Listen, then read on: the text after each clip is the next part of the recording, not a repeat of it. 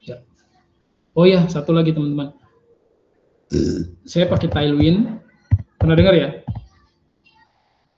Tailwind. Pernah upgrade dari CSS framework, Bang. ya, framework ini CSS. Sorry. Terlalu cerah. Tapi yang ini, yang ZCN UI. Jadi udah dibikin ke dalam komponen React gitu ya. Kita tinggal pakai aja. Tapi teman-teman nggak perlu setup ini dari awal sih. Cukup nanti kalau misalnya mau pakai, bisa cari aja di komponen ini. Tinggal copy paste aja. Terus GitHub-nya kita masuk ke GitHub.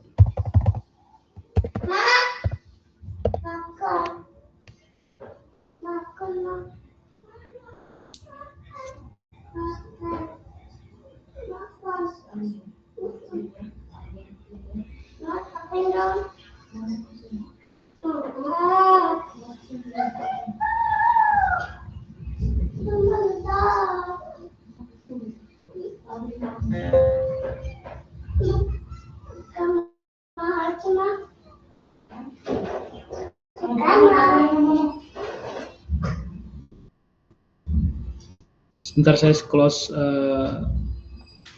window-windownya dulu, banyak nih habis ngerjain apa tadi, biar nggak berat. Oke.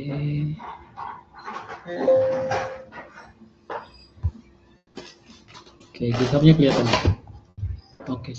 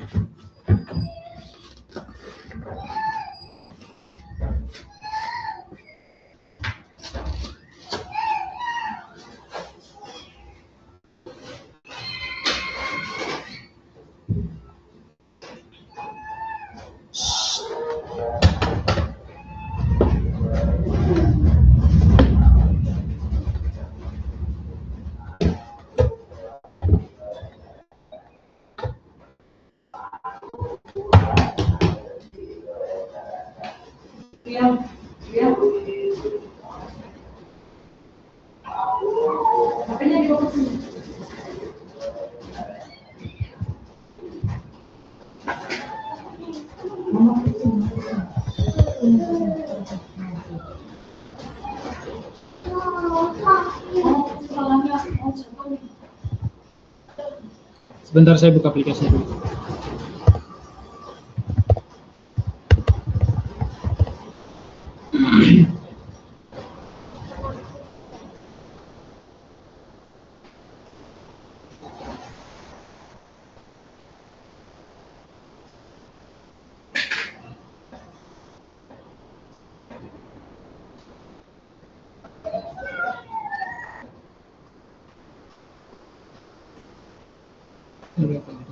Oke, dari Next.js.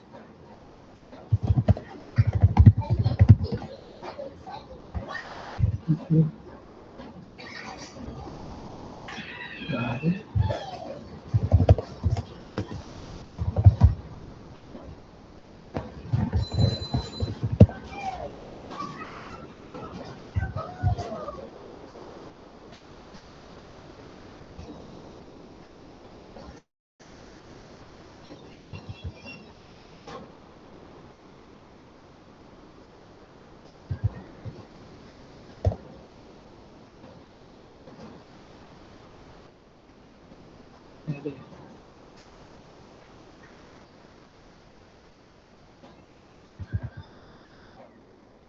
Oh, ini dia.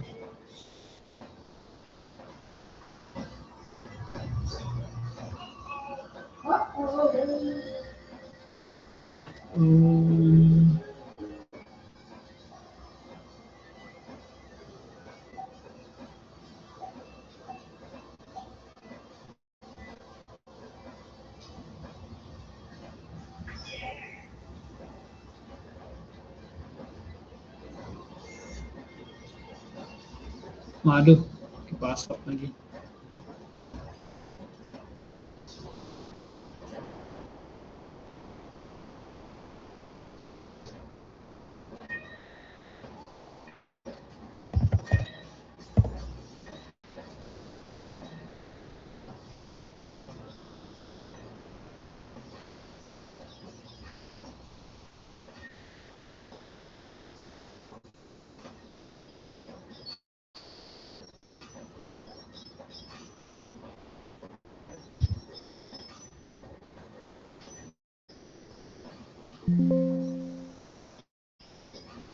Tuh, internet.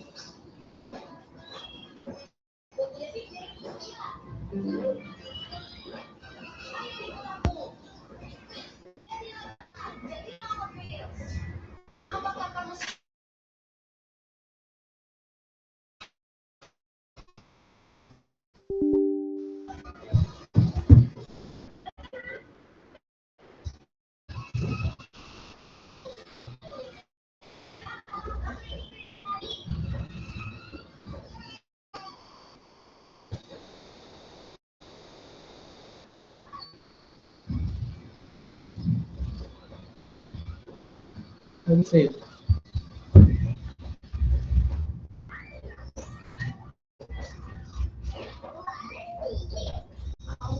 Bisa lagi. Gimana? Udah pada sampai mana? Sudah berhasil clone? Udah masuk. Sudah berhasil. Udah. Oke. Kalau siapa yang belum? Udah, Pak.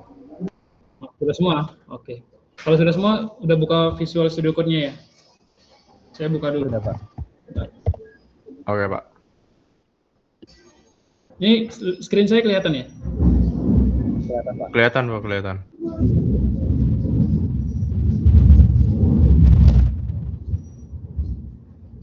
Ops, ini saya buka semua ya, sorry. Kita masuk dulu ke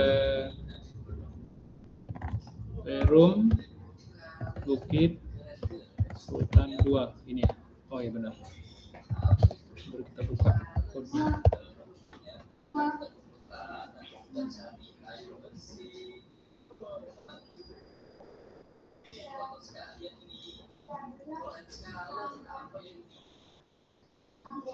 Nah ini teman-teman cari readme ya, readme.md. Nah.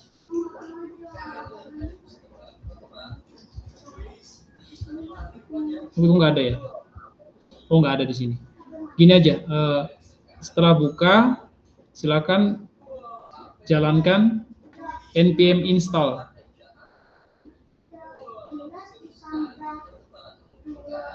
npm install, ya, npm install.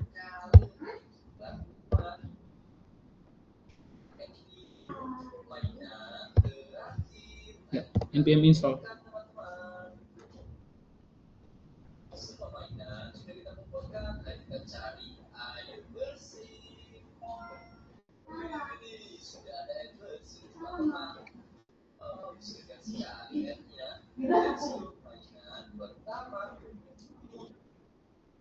Kenapa? Yang mana?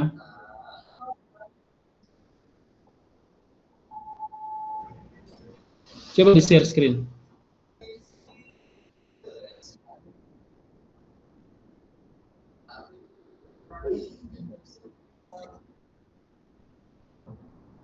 Yang sudah sampai npm install siapa?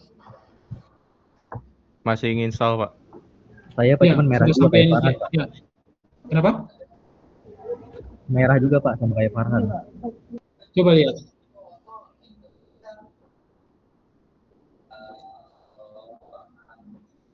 Itu.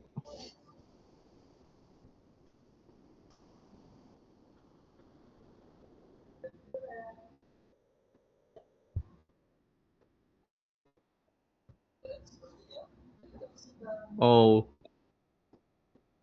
Oh itu foldermu jangan ada spasi. Itu kan perum yang huruf besar itu loh, project perum itu ada spasi itu. Coba jangan dikasih spasi. Ya, itu dikasih strip aja, minus, jangan di spasi.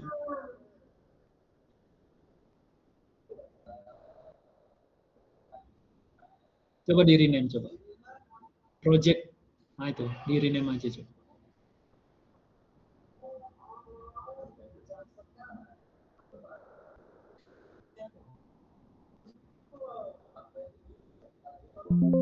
Ya, coba.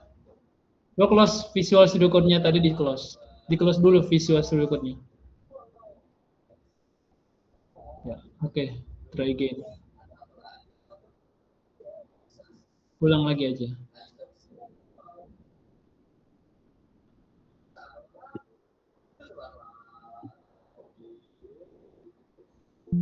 Oke. Berarti ada yang kebuka itu. Command prompt-nya kebuka itu. Ditutup dulu command prompt-nya. Coba lihat command prompt-nya itu untuk apa? Untuk buka project tadi enggak? Itu ada aplikasi yang masih kebuka di situ. Yang buka folder itu. Tadi nggak bisa.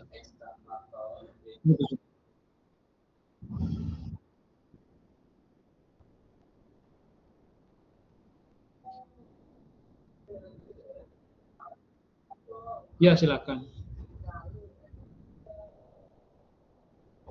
Nggak bisa ya? Itu aja, di clone lagi aja. Dibikin folder baru terus di clone lagi aja. Pindahin, oh enggak, dipindahin aja tuh, dipindahin. Di copy aja tuh perum app-nya. Oh, udah keren ya? Nah, sekarang diklik aja situ, klik. Nah, CMD, ketik CMD. Ya, kode, ya, titik ya, sip. Kalau enggak, kamu dari situ aja tuh, npm run install-nya dari situ tuh, dari command prompt-nya tuh. Oh, sorry, npm install-nya dari command prompt itu loh, biar lebih cepat. Nah, itu. npm install. Enter coba.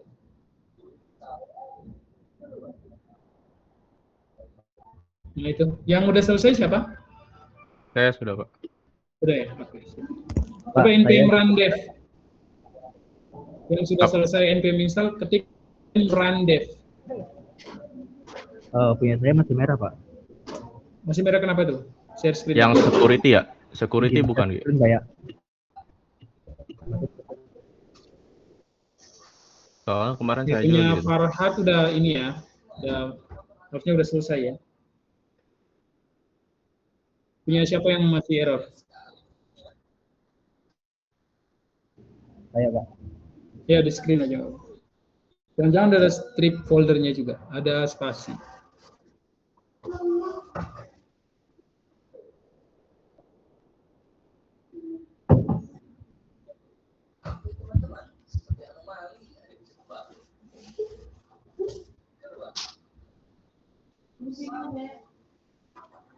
Itu kayak saya kemarin, Pak. Kayaknya security-nya itu belum diizinin sama Windows-nya, Pak. Kenapa? Itu apa namanya? Problemnya sama kayak saya kemarin. Wah, Security coba di Windows-nya ini belum aja. diizinin. Itu di copy aja tuh. Di copy errornya itu dimasukin ke Gemini aja. Nanti dibalikin kodenya. Itu Coba yang command prompt belum dikasih izin itu. Di di itu aja, PowerShell. di copy aja tuh. Yang npm install, terus yang merah semua itu di copy. Terus kamu buka Gemini atau apa? ChatGPT, terus di paste aja, nanti dibalikin apa? Command prompt perintahnya untuk aktifin security-nya. Di sini aja, Pak. Yang sudah berhasil npm run dev siapa? Ready in. Kalau udah diinstal, lanjut ke npm run dev.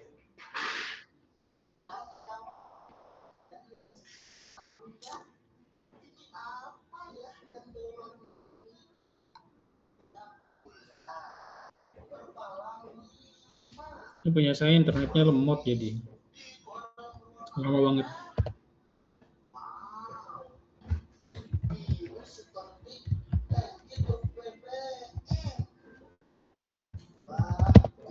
Sini aja.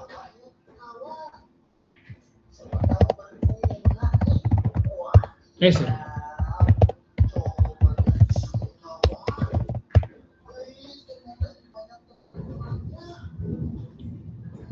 Muncul localhost ya Pak ya?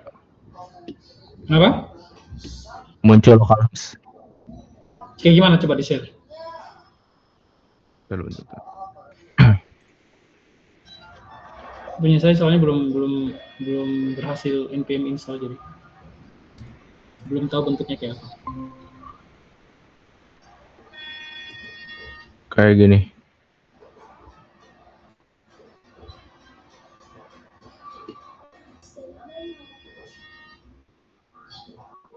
Oh, mana? Iya itu, coba diklik aja tuh. Kontrol klik yang 3000 ya di atas. Ini Next.js ini kekurangannya itu berat ya pas di development. Nah udah jadi tuh. Kebuka berat. Ini ya Pak. Oke. Ya, bisa berat.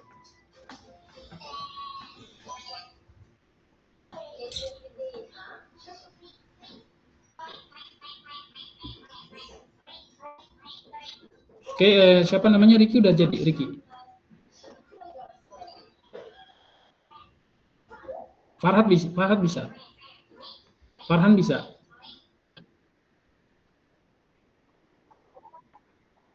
Oh ya udah kebuka ya localhost-nya ya. Baik. Ricky gimana Ricky?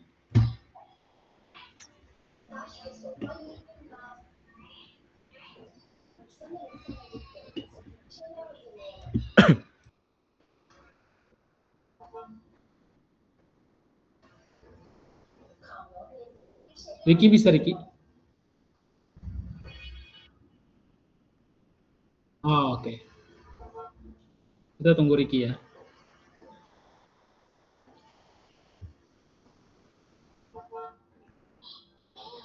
Jadi nanti teman-teman pelajari dulu ya, lihat kodenya dulu, dilihat dulu, dipelajari dulu. Nanti kalau misalnya sudah mulai ketemu, nah nanti kita masuk ke tugas yang sederhana dulu. Jadi kalau udah bisa menyelesaikan tugas sederhana, kita lanjut lagi ke tugas-tugas yang berikutnya.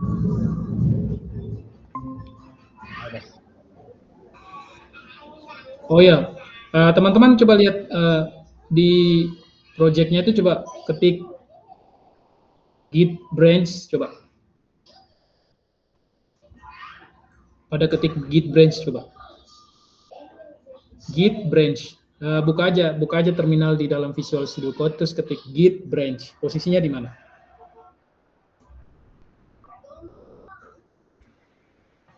Git branch Pak.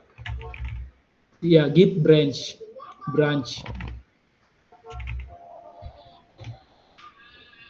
Di main. Oke, di main ya. Farhan di mana? Nah, git branch. Ya di terminal di dalam Visual Studio Code juga nggak ada masalah sih. Dibuka aja terminalnya satu di dalam situ. Ketik git branch.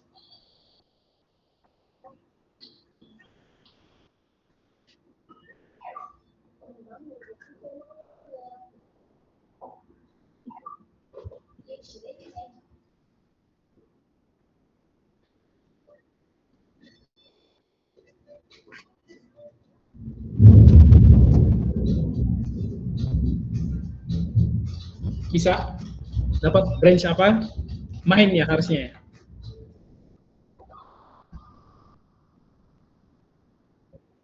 Main kan? Kenapa? BRANCH. Branch. Git branch. Oke. Sekarang saya mau kasih tunjuk.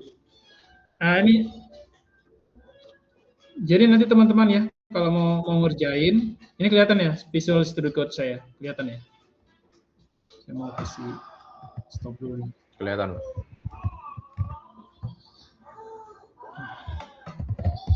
Git branch. Nah ini kelihatan ya, ini saya di main juga ya. Terus kalau mau lihat bisa lihat di bawah sini, kelihatan ya di bawah ya. Ini kursor saya kelihatan ya.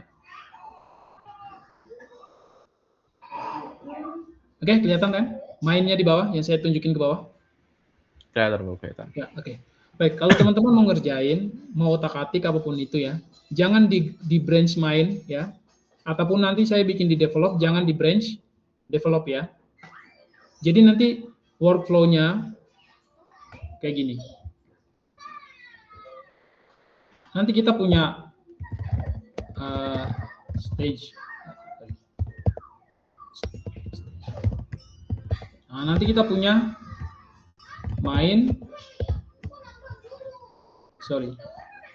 branch-nya tuh main,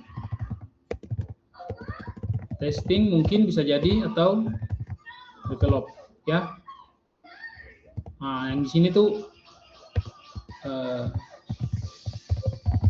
terserah teman-teman mau bikin branch apa,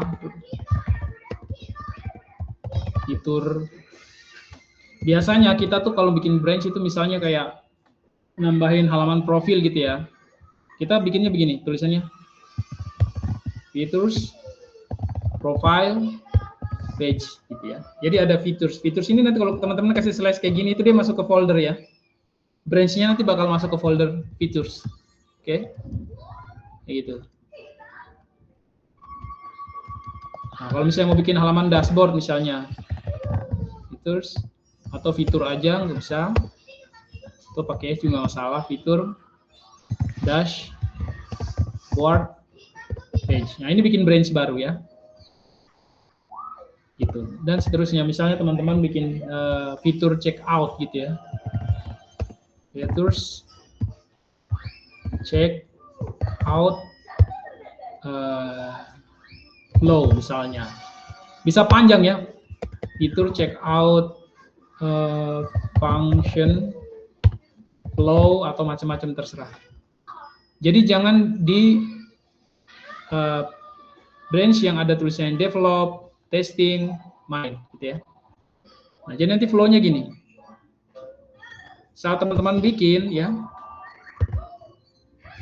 branch develop ini ya, teman-teman copy dari branch develop ya. Copy dari branch develop. Jadi masuk ke branch develop ya, masuk ke develop. Terus kemudian pull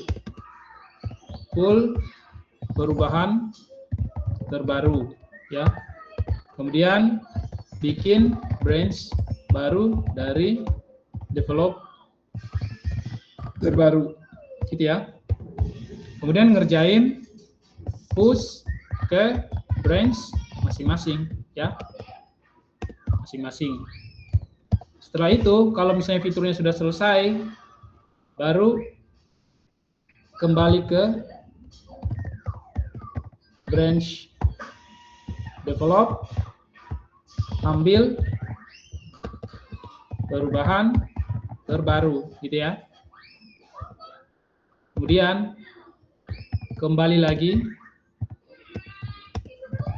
ke branch sendiri, kemudian merge atau rebase dengan develop ya. Setelah itu pull request branch sendiri ke branch develop. Oke. Jadi gini, ini lihat semua ya, kelihatan semua ini ya. Clear, Pak. Oke. Lihat, Pak. Ini saya akan coba bikin branch baru. Jadi kalau bikin branch, teman-teman bisa pakai command prompt ya, bisa cari perintahnya di Google atau mau pakai langsung dari sini. Kalau mau dari sini, klik aja sini, terus kemudian create new branch, klik aja. Ini saya mau bikin branch develop. Nah, jadi nanti kita punya beberapa branch ini. Ada develop, ada main. Nah, develop ini mau saya push git status, oke, git push min u origin develop. Saya push.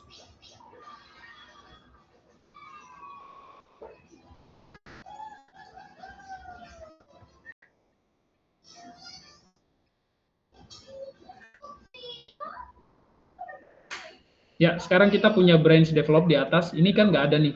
Ini kan nggak ada nih, baru main ya. Nah, sekarang kita punya branch. Ada dua, develop dan main. Teman-teman, dua branch ini, branch main ya. Ini tuh untuk aplikasi kita yang jalan di user, yang production. Ini nggak boleh diapa-apain ya.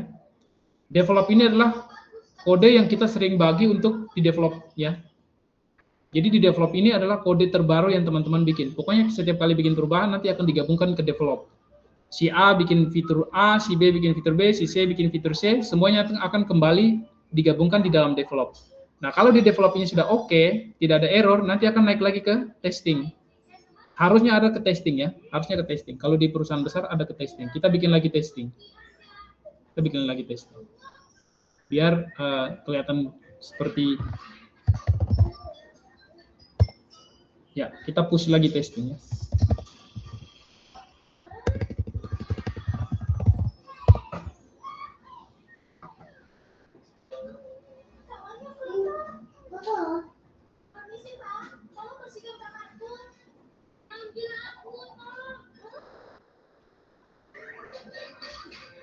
Oke, sekarang kita lihat. Ya, ini kita punya tiga branch ini nggak boleh diapa-apain ya, nggak boleh dimacem-macemin, kecuali develop ini saja. Nah, develop ini tapi teman-teman juga nggak bisa edit di develop, harus bikin branch baru dari develop ini. Jadi nanti alurnya, kita semua kalau si A ngerjain A, si B ngerjain B, si C ngerjain C, kemudian semua sudah selesai, akan digabungkan di develop. Nah, kalau develop sudah oke, tidak ada error, biasanya di perusahaan itu akan naik ke testing. Ya, nanti dia akan gabungkan ke testing. Nah, di testing inilah orang-orang di bagian Q&A, orang-orang di bagian testing akan melakukan percobaan. Testing sistem yang sudah, fitur yang sudah kita bikin di develop ya, yang terbaru. Nah, kalau misalnya ada masalah, error, nanti akan dikembalikan ke develop ini. Develop perbaiki errornya, kemudian balikin lagi ke testing. Sampai di testing sudah oke, sudah sip, baru release. Nah, release itu digabungkan ke main. Jadi ketika sudah sampai di main, ini sudah tidak ada masalah lagi, gitu ya. Nah, ranah si developer itu berada di sini, di ranah development. Si tim testing akan berada di sini, ya. Kalau main ini sudah tidak bisa diapa-apain lagi, ya. Oke, ini udah masuk ke tim default semua. Nah, kita developer adanya di sini. Nah, ketika teman-teman mau bikin fitur baru, ya, teman-teman mau bikin fitur baru, misalnya saya tugaskan untuk bikin apa ya, fitur mini sosial media ya, mini sosmed misalnya, atau feed sosial media. Nah, itu teman-teman dari branch, kita kembali ke develop ya. Jadi teman-teman harus pindah ke branch develop dulu. Pokoknya masuk ke branch develop ini ya, masuk ke develop, kemudian pull perubahan terbaru. Nah, pull perubahan terbaru, teman-teman bisa pakai perintah git pull gini ya, git pull, atau teman-teman bisa tarik langsung dari sini. Ya, teman-teman bisa tarik di sini. Nah, ini nih, pull nih, ada ya. Ini kalau saya tarik,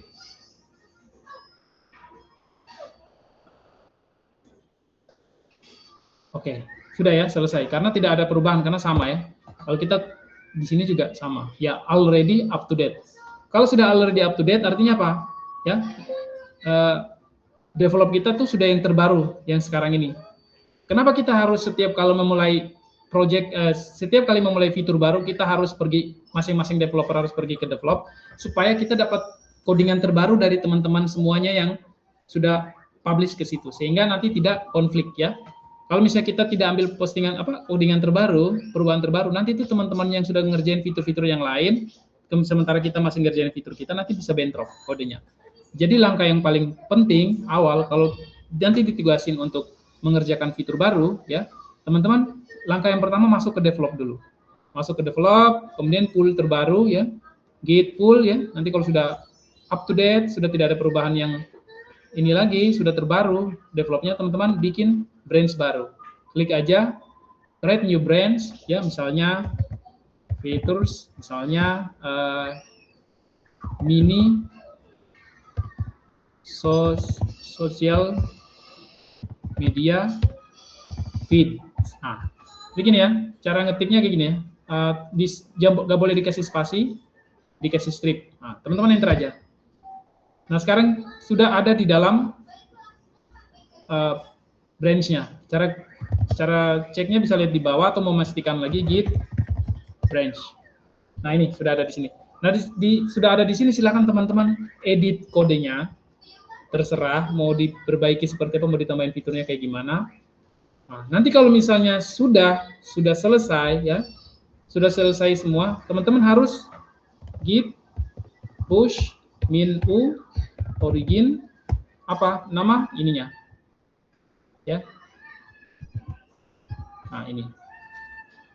Nah, bikin branch baru, kemudian push perubahan terbaru ya, hasil teman-teman ke hasil kerja ya. Push hasil kerja ke branch masing-masing. Nah, ini di push nih di sini nih. Oke, setelah di push, kalau sudah selesai di push ya. Nah, nanti teman-teman kembali lagi ke branch develop ya. Kita balik lagi nih ke develop. Buat apa? Buat sinkronisasi ya, buat sinkronisasi. Karena kan bisa teman-teman sudah kerja 1, 2, 3 hari ya, otomatis kan di develop ini kan pasti sudah ada yang nambahin kode baru. Si A sudah nambahin, mungkin dia udah selesai duluan, dia sudah gabungin kodenya ke develop. Si C udah gabungin kodenya ke develop. Nah, sementara kita mungkin telat nih 2 hari belum dapat updatean dari mereka. Nah, kita kembali ke develop. Di develop sini apa yang kita lakukan? Kita pull perubahan terbaru. Ya, masuk ke git ini ya. Ini git, teman-teman, pull yang terbaru ya. Pull yang terbaru, tadi gimana caranya? Git pull ya. Nah, pull yang terbaru. Nah, ini kalau sudah already up to date, baru balik lagi ya. Setelah pull yang terbaru, nah ini. Kembali ke branch sendiri ya. Mana tadi branch-nya? Nah, social media feed. Nah, baru teman-teman rebase ya. Rebase atau merge. Nah, di sini ada nih. Nah, ini. Sorry. Nah, ini. Rebase branch atau merge. Nah, nanti setelah merge itu akan ada proses untuk perbaikan kode. Kalau misalnya konflik, kalau tidak konflik, kalau lancar, berarti aman harusnya. Misalnya saya coba rebase ya. Mudah-mudahan tidak konflik.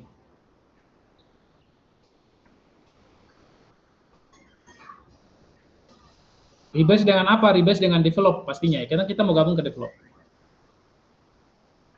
Oke, saya nggak ada masalah ya. Ini tidak ada masalah. Artinya apa? Rebase tadi maksudnya itu kode yang ada di yang terbaru yang ada di develop, kita mau cocokkan dulu dengan kode di branch kita. Ada nggak konflik? Kalau misalnya tidak ada masalah, itu artinya apa? Teman-teman sudah bisa bikin pull request dari branch teman-teman ini untuk gabungkan ke develop. Artinya fitur yang teman-teman bikin tadi sudah boleh di pull request ke develop, artinya sudah boleh diminta untuk bergabung ke develop. Jadi kita pastikan dulu developnya itu sudah tidak ada masalah dengan codingan kita di lokal, ya, baru kita minta pull request. Nah, proses pull request itu teman-teman dari GitHub ya, dari GitHub sini. Nah, ini proses pull request. Nah, di sini nanti kalau misalnya mau bikin pull request, klik aja nih. Nah, ini teman-teman bisa lihat. Develop. Nah, kita nah ini karena saya belum push branch-nya tadi, nah jadi kita bisa pilih lah, misalnya contohnya inilah branch kita. Nah, misalnya kayak gini, nah, bisa, ini nggak bisa ya karena sama ya, masih sama. Nanti kalau bisa nanti ada tombol, klik pull request. Nah, setelah pull request, nanti kode yang teman-teman bikin tadi akan saya lihat. Nah, nanti di sana saya akan proses untuk menggabungkan. Kalau misalnya teman-teman rebase atau merge di lokalnya benar, otomatis pull request-nya itu otomatis tidak akan ada masalah dengan kode yang ada di develop kayak gitu. Panjang ya? Panjang. Nah, ini namanya Git workflow, ya. Oke? Ada pertanyaan? Saya Pak ada sedikit pertanyaan mungkin Pak. Gimana? Tadi kan kita dijelasin kalau misalkan kita mengambil kode dari branch itu kan kita perlu pull ya Pak ya.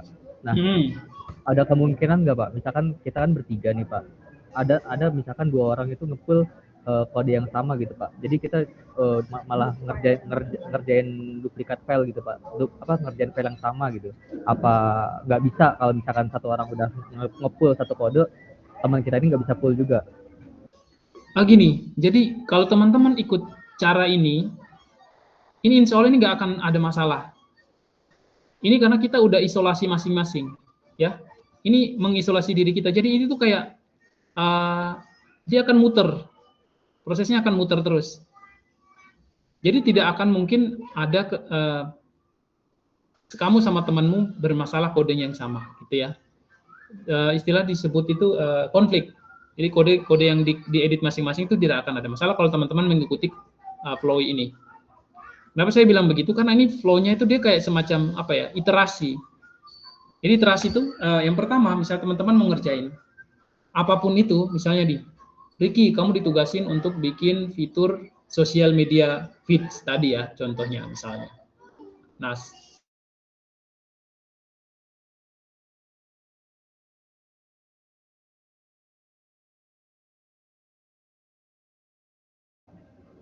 Pak, freeze Pak. Nge-lag kayaknya nge-lag. Nge-lag. Tungguin dulu.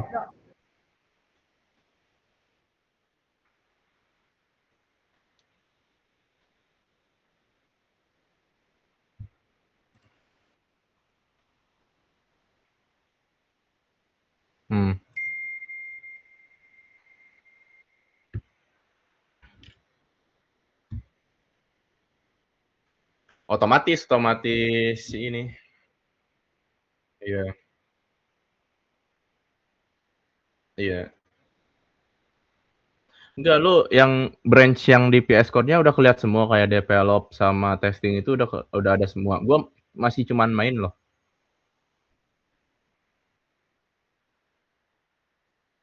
Nanti deh tanya dulu. Ini masih di main.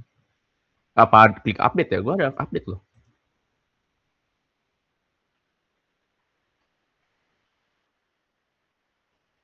Wait.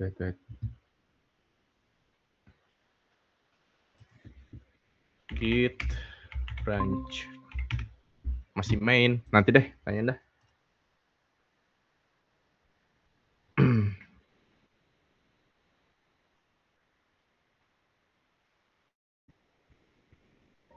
Oke, halo. Ya, sorry tadi di sini hujan. Gimana tadi Ricky? Coba ulangi lagi Ricky. Maksudnya gimana tadi saya kok kedengeran soal di sini hujan.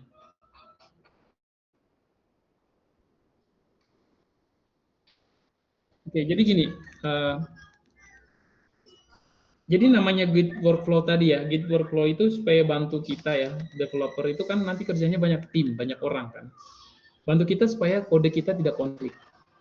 Nah, dia tuh sebenarnya bentuknya iterasi. Jadi sebenarnya hanya melingkar, keliling aja, bolak-balik di situ.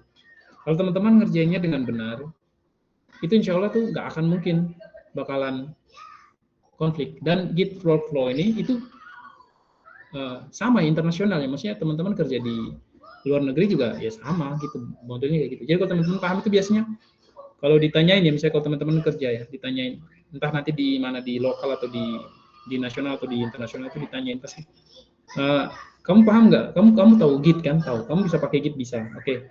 Kamu mengerti Git workflow kan? Oke. Coba kamu jelasin workflow kamu kayak gimana? Kalian jelasin. Terus kalau misalnya, oh iya oke, sama ya udah, beres gitu. Jadi itu bantuin kita untuk tidak konflik. Jadi kalian bertiga biar nggak konflik gitu loh. Jadi masing-masing harus ngerjain di branch-nya masing-masing. Nggak boleh ya misalnya Farhan bikin branch A, terus Rido sama Ricky semua masuk di branch yang sama buat ngerjain, nggak boleh. Kacau, nggak boleh kayak gitu ya. Walaupun fitur yang sama, atau bagusnya sih jangan fitur yang sama sih, masing-masing beda-beda fitur. Nah, itu ngerjainnya di branch masing-masing. Ya. Ini udah kelihatan ya share screen saya. Jadi idealnya itu ketika kita mau ngerjain fitur, oke gimana?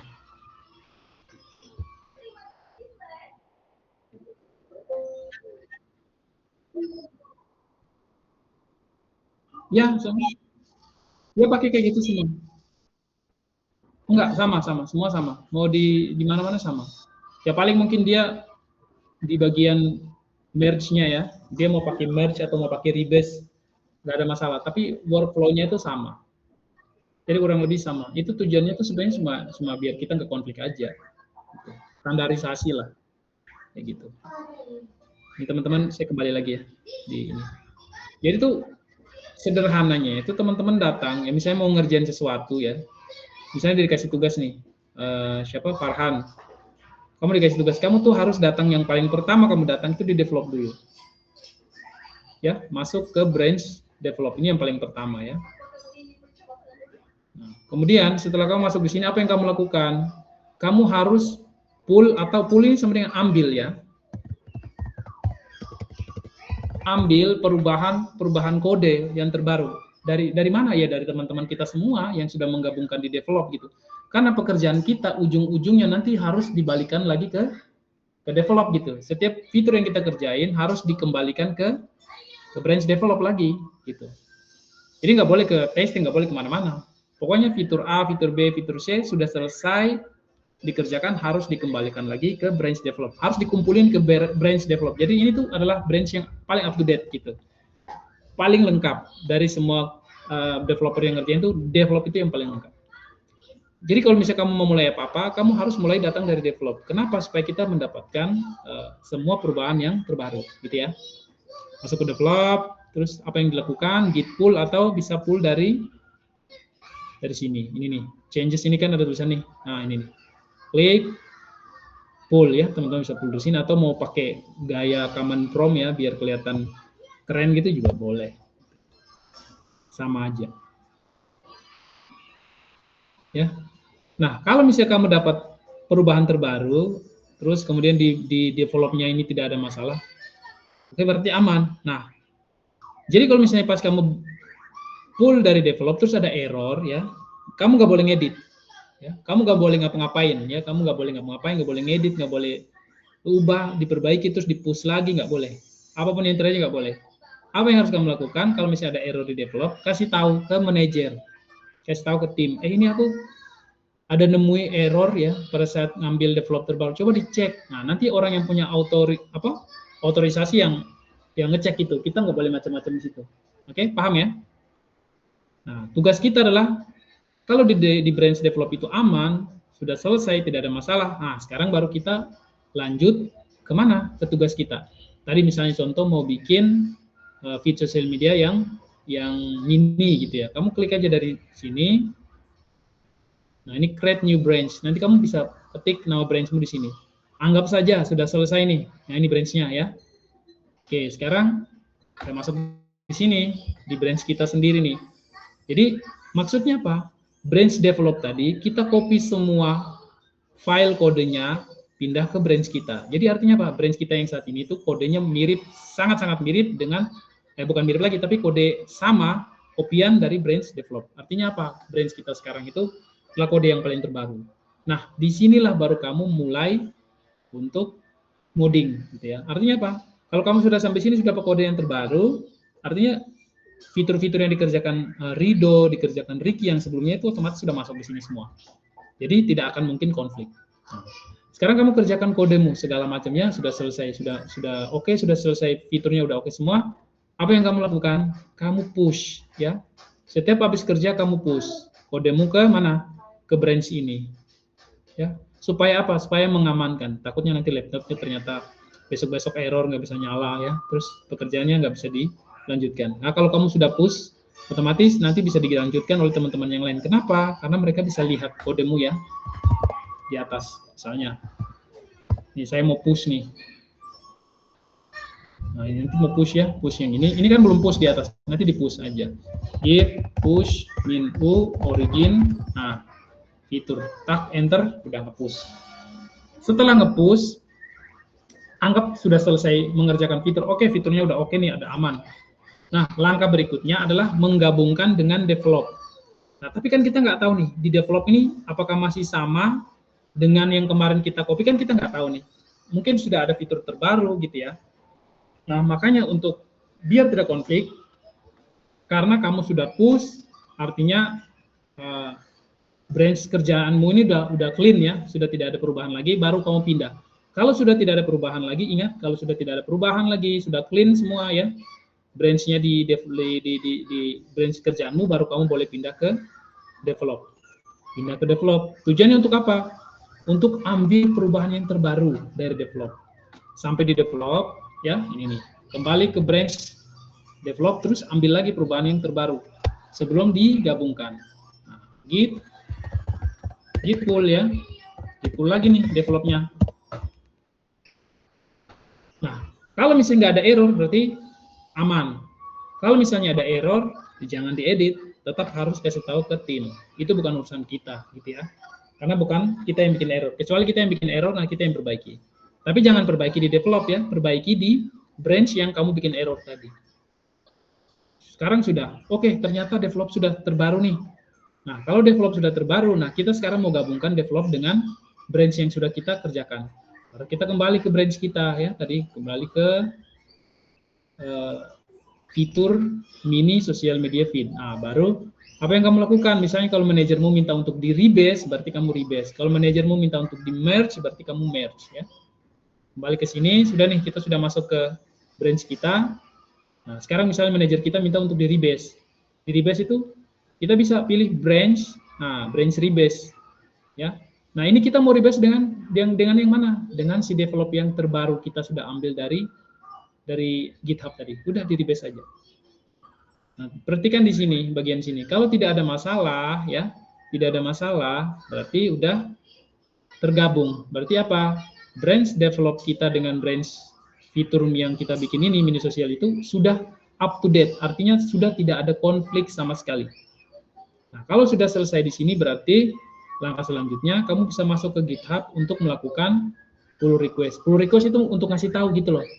Kasih tahu ke manajer kita, ini aku sudah selesai nih fiturku ya, jadi aku mau minta izin gabung ke branch develop pekerjaanku. Nah, nanti sama manajer direview, tolong direview, nanti direview kalau misalnya sudah tidak ada konflik, dia langsung gabungkan dan kode kita sudah masuk di develop.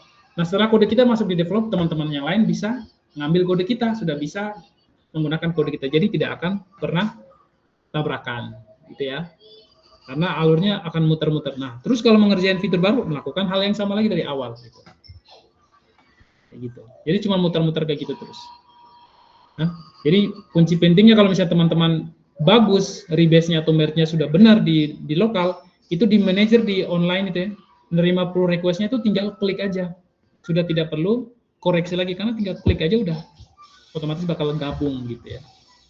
Udah tidak perlu harus benerin config dan lain-lain. Karena kalau prosesnya di lokal benar, berhasil, bagus, di pull request-nya tuh kita cuman review kodenya aja ya, review misalnya ini kode ini misalnya algoritma dan lain. Kita tidak perlu review untuk masalah-masalah konflik dan lain-lain, error dan lain nggak perlu gitu.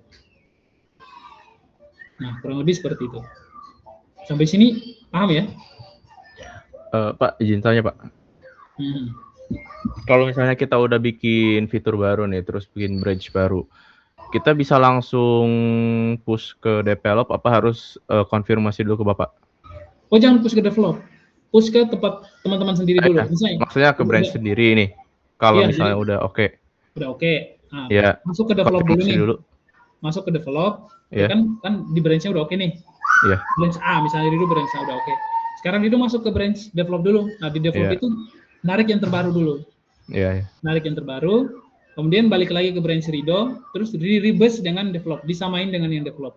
Nah, kalau sudah tidak ada masalah lagi, Rido harus pull request dari GitHub ke develop. Gitu. Oh, berarti nggak usah konfirmasi dulu, Pak? Nggak usah. Nanti kalau sudah pull request dari GitHub, nanti saya dapat notifikasinya bahwa ada Rido menggabungkan ke develop. Nah, nanti kalau misalnya belum saya setujui, belum bisa tergabung. Oke, Pak. Nah, nanti saya setujui dulu, saya cek dulu kodenya, kalau sudah oke, sudah tidak ada masalah, saya setujui, nanti otomatis dia akan masuk ke develop dan Rido bisa ambil kode terbaru dari develop lagi yang ada codingannya Rido. Oke, Pak. Jadi akan mutar begitu aja. Oke. Nah, itu penting ya, nanti teman-teman kolaborasi project dengan orang itu nanti itu yang akan ditanya pertama. Sama satu lagi Pak, ini di Visual Studio Code saya branch-nya masih cuman main buat nunjukin ada develop testing gitu, gimana Pak ya? Ini kamu bisa coba kamu klik apa namanya branch, kelihatan nggak kayak gini? Oke Pak, kelihatan. Nah ini nih, origin. Origin. Oh iya, Nah, coba diklik aja develop coba. Enggak, di sininya baru ada origin main doang, Pak. Oh gitu, belum ada origin. Bentar. Iya, belum ada develop, belum ada testing segala macam.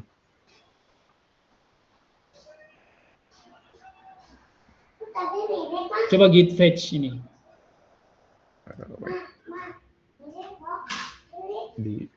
Di klik patch. Git fetch. Diklik aja git fetch-nya. Di sini nih kelihatan ya ininya saya layarnya. Iya. Ini fetch. Nah, terus setelah git fetch coba kamu klik lagi nih branch-nya itu. Ada nggak? Oh, ada Pak. Oke. Nah, tapi gini, Pido, tapi gini. Sebenarnya kamu tuh nggak butuh semua itu, nggak butuh semua branch. Karena kalau kamu fetch semua branch di lokalmu nanti projectmu di lokal tuh makin besar itu. Iya, Pak. Nah, jadi sebenarnya yang kamu butuhin itu cuman developnya aja. Developnya doang. Developnya aja. Yang lain-lain itu adalah branch kamu sendiri di lokal. Gitu. Karena kan kita kolaborasinya cuma lewat branch develop, nggak lewat yang mana-mana. Nah, sebisa mungkin jangan fetch aja, jangan fetch semua. Kenapa? Kalau nggak ada kepentingan jangan di fetch. Kenapa? Karena tuh nanti kode dari teman, misalnya kalau Farhan punya 15 branch, Ricky punya 20 branch, punya kamu ada berapa? 20. Udah berapa puluh branch itu. Oke, Pak. Itu artinya apa? Satu project ini tuh di-copy sebanyak segitu.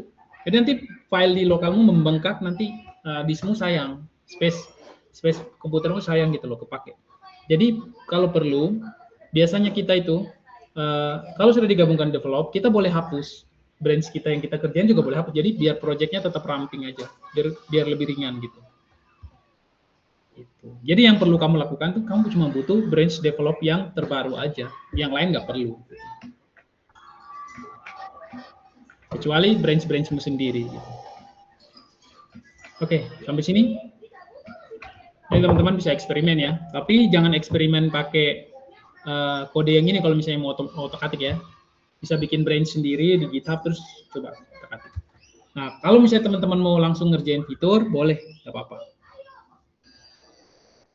Gitu. Asal jangan masuk di branch develop ya.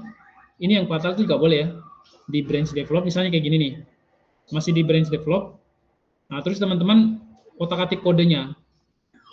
Nah, otak-atik kodenya terus habis itu di-push. Wah, itu nggak boleh. Itu nggak boleh ya. Kayak gitu. Jadi tetap kalau misalnya mau otak-atik pindah ke branch baru gitu ya, bikin branch baru. Baru otak-atik terserah mau diapain, nggak ada masalah. Oke, sampai di sini aman ya? Aman Pak, sejauh ini Pak. Oke, masih aman. Ini mau di screen kayak ini.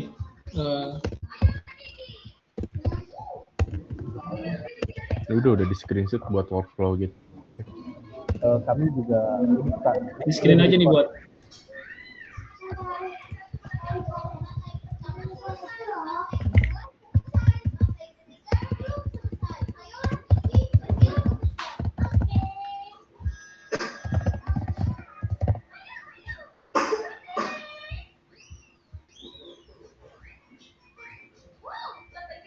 Nih. Jadi ini cuman kalau sampai sini selesai balik lagi ya. Sampai sini selesai balik lagi gitu aja sih. Oke. Sudah di screen ya. Sip.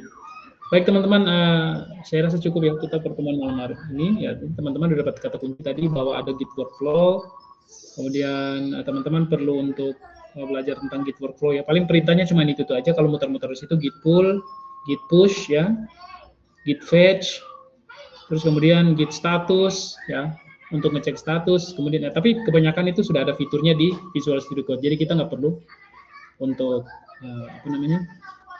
hafal komentar. Nah, kalau teman-teman mau hafal komentar-komentar Git juga ada masalah ya. Teman-teman bisa cari di internet, di Gemini, di ChatGPT itu banyak, tinggal diketik aja muncul semua. Jadi intinya sebenarnya bukan di seberapa banyak kita hafal codingan atau kita hafal itunya, tapi seberapa cepat kita kerjanya ya, seberapa efisien gitu. Kita memanfaatkan AI segala macam resource yang ada ya. Jadi kita bisa kerja lebih cepat. Gitu. Kalau zaman sekarang seperti itu. Jadi sekarang itu malah yang ini bukan lagi kayak kamu menghafal semua enggak, tapi bagaimana kamu bisa memanfaatkan resource yang ada untuk biar lebih cepat gitu aja. Oke, sampai sini ada pertanyaan lagi sebelum kita tutup?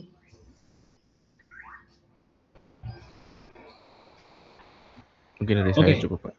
Ya, kalau nggak ada lagi nanti teman-teman bisa eksplorasi sendiri. Sip. Nanti kalau misalnya ada apa-apa kabarin saja di grup. Nanti kalau mau diskusi nanti saya akan kasih pertolongan ya, helper kalau teman-teman butuh ya. Kalau misalnya enggak ya, saya rasa ada ChatGPT dan Gemini dan lain-lain ya. Jadi gampang lah. Oh iya Pak, Baik. satu deh Pak. Di React itu kalau saya belajar di YouTube itu ada yang pakai Vite. Vite itu buat apa sih Pak? Oh gini, jadi React itu Vite itu kayak semacam apa ya? Dia bikin peningkatan dari React, jadi biar lebih cepat aja gitu. Di project kita ini dipakai nggak kita gitu? Kalau saya nggak pakai Vite, saya pakai framework. Jadi React itu library, React itu hanya library ya. Nah Vite itu kayak macam React itu kan kayak library tapi kayak semuanya tuh dimasukin ke dalam gitu. Hal-hal yang nggak perlu juga dimasukin semua ke dalam React. Akhirnya tuh ukurannya besar. Nah, kalau ukuran besar otomatis mempengaruhi performa. Nah, Vite itu dia mengeliminasi hal-hal yang nggak kita pakai. Nanti kalau kita mau pakai baru kita install. Jadi kalau pakai Vite itu lebih cepat, gitu aja sih sebenarnya. Project kita lebih cepat gitu aja, lebih ringan lah. Nah, kalau yang kita pakai sekarang namanya Next.js. Kalau Next.js itu framework kerangka kerja yang dibikin di atas library React. Jadi menggunakan library React, tapi dia udah ditambahkan fitur-fiturnya. Jadi dia bisa ada 3 jenis pola rendering. Pola rendering itu pola ngambil data ya. Ada SSR, server side rendering. Nah, itu biasa dia ngambil data langsung ke database. Jadi tipenya kayak PHP ya, yang zaman dulu ya, server side. Kemudian ada SSG, server static site generation. Jadi itu model itu nanti saya akan jelaskan lagi itu cara kerjanya beda. Terus yang ketiga tuh client side. Ya, jadi ngambil data seperti cara modern. Ada 3 cara seperti itu. Nah, kekurangannya Next.js itu nanti agak berat ya teman-teman. Jadi kalau teman-teman develop di bagian pas lagi ngoding terus merasa refresh atau apapun itu berat, ya sudahlah dimaklumi aja. Itu Next.js memang kayak gitu. Dia agak berat. Nah, tapi kalau teman-teman sudah building, ya sudah selesai ngoding terus di build, nanti dia jadi ringan. Kalau mau di production dia jadi ringan banget. Dia nanti bisa sama kayak Vite dan lain-lain. Dioptimasi bisa. Nanti seperti itu. Nah, tapi yang teman-teman yang harus pelajari ya pelajari aja React-nya aja. Pelajari yang kemarin yang saya udah kasih di kelas itu, ya pengantar React itu. Ada komponen, ada JSX, ada useState, ada useEffect, ya kan? Ada function row-nya, ada event handling. Ya udah yang saya kasih di kelas itu ya yang akan dipakai gitu. Terus nanti setelah belajar React itu nanti Next.js itu ada kayak ada aturan-aturannya aja lah gitu. Kayak aturannya untuk bikin page, halaman-halaman tuh kayak gimana, gitu. Cuman bedanya ada tambahannya sedikit aja. Nanti dikerjakan aja, dilihat-lihat dulu, nanti saya kasih case, terus nanti teman-teman ngerjain, nanti lama-lama, ya 1-2 minggu, saya yakin sebulan itu udah mulai bisa jalan sendiri. Dulu, mahasiswa saya waktu di Jogja itu, saya kasih case nyata langsung ngerjain project. Itu 2 bulan mereka udah bisa kerja di industri ya. 1 bulan awal-awal masih bingung. 1 bulan mulai lepas, ngerjain sendiri. Bulan ketiga mereka udah kerja. Udah kerja di ini jadi programmer.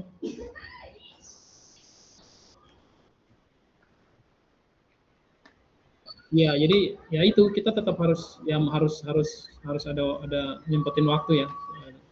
Kalau membangun sesuatu itu nyempetin waktu, intinya gitu. Nanti tuh harapannya teman-teman nanti bisa begini nih. Coba teman-teman ketik aja kayak gini.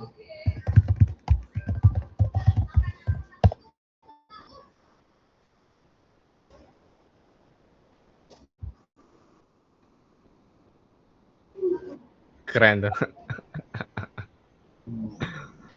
Kalau coba ketik nama sendiri kalau ada, berarti bagus ya. Jadi mudah-mudahan Farhan mah kriminal Pak.